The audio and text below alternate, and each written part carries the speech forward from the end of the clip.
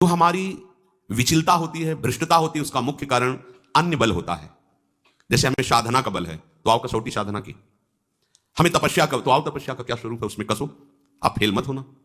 अगर आपको जितेंद्रियता का है तो आ रहे हैं विषय, अब आप निपटो इनसे।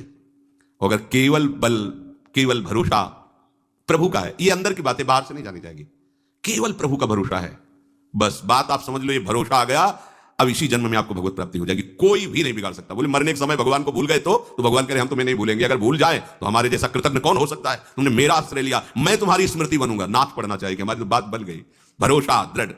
इसीलिए हरिराम व्यास जी कहते काहू के बल भजन को, काहू के आचार व्यास भरोसे कुंवर के, सोवत पांव प्रसाद। हाँ, मुस्कुराती हुई लाडली जो अंतिम समय आ जाएंगी, चल हम मेरी परिचर्या में रहा है, सेवा में रहा है, मेरे आश्रित रहा है, मेरा होके रहा है, ने कहूं नरिस कहूं भूल हूं न होत सकी।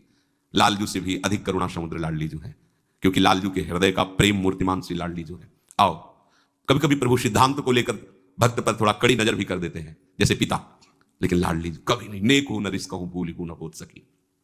इसीलिए उपासक को चाहिए कि अपने पुरुषार्थ का विश्वास या अभिमान न रखे, योग भ्रष्ट होने की संभावना है।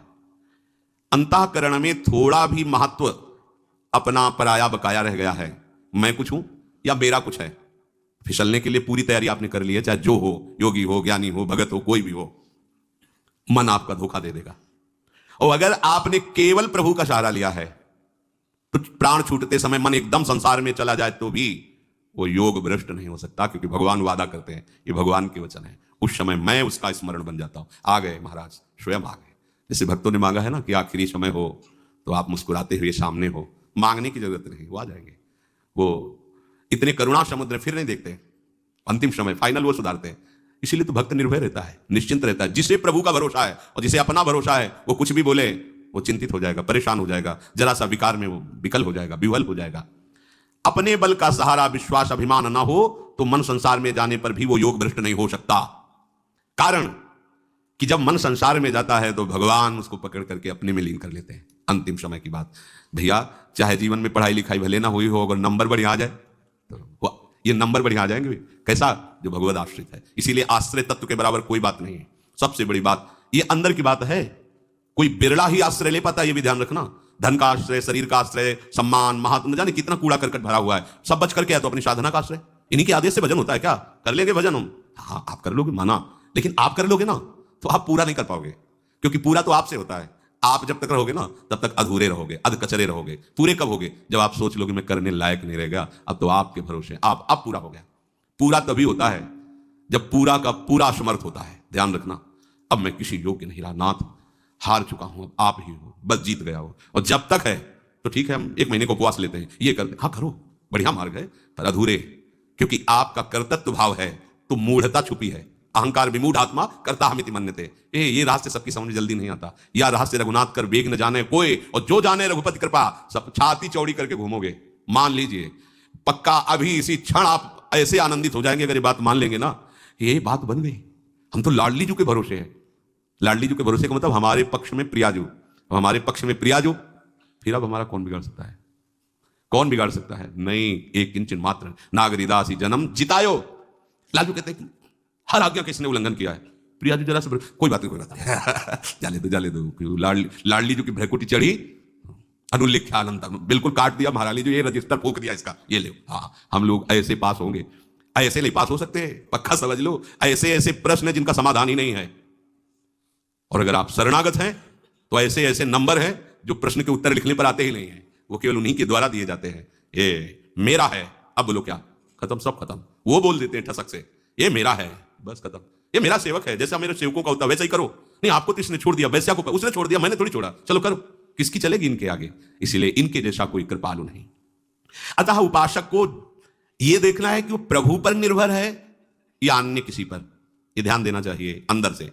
हाँ, हरि गुरु चरण सेवा अनुसरहु, अर्चन बंधन संतत करहु, दास अंतन कर सुख लाओ। हमारा आश्रय तत्व दृढ़ होना चाहिए। अब इस आश्रय तत्व में जितना अहंकार है वो बाधा पहुंचाता है। संतत करहु, दास अंतन कर सुख लाओ। हमारा आश्रय तत्व दृढ़ होना चाहिए। अब इस आश्रय तत्व में जितना अहंकार है वो बाधा पहुंचाता है। वो सांप की तरह फन फैला करके दौड़ता है, बार बार तो जैसे प्रभु नाच नाच करके कालिया के फणों को मर्दन कर दिया, अहंकार चूर कर दिया, ऐसे ही फिर आश्रयदाता हरि नृत्य करते हैं, उसके अहंकार पर चूर चूर कर देते हैं। जो भी कहीं कुछ भी सब मिटिया मेट कर देते हैं। एकदम दैन्यता की मूर्ति वो उपासक हो जाता है, क्योंकि उसको कोई बल ही नहीं।